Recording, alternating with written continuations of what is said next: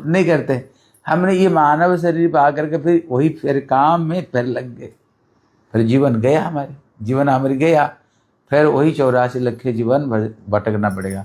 इसलिए प्रभुपाद यहाँ कह रहे हैं, सर्वापेक्षा बड़ो पड़िया गिया से जे कार्यति मनुष्य जन्म व्यतीत आर कौन जन्म है ना। कहती ये मानव शरीर छोड़ करके भगवान की भक्ति भजन और किसी जीवन में हम कर नहीं सकते। इसलिए प्रभुपाद कह रहे हैं भगवत सेवा जन्य हमारे उठिया पड़िया लागा उचित।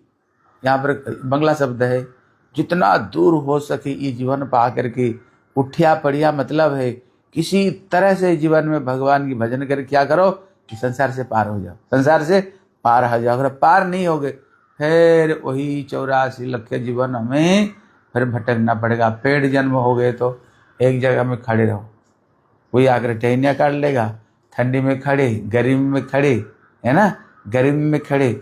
अगर कोई जानवर जीवन में मुर्गा बन गए, कल जब हम जा रहे थे प्रोग्राम में देखा मुर्गा का टांग लटका हुआ था और उसको लेकर जा रहे हैं, फिर क्या करेंगे, जिंदा जिंदा उसका जो पंख को उखाड़ देते हैं, जैसे कपड़े निचोड़ते हैं ना, इसे गला को पकड़ के घोट कर खा लेते हैं।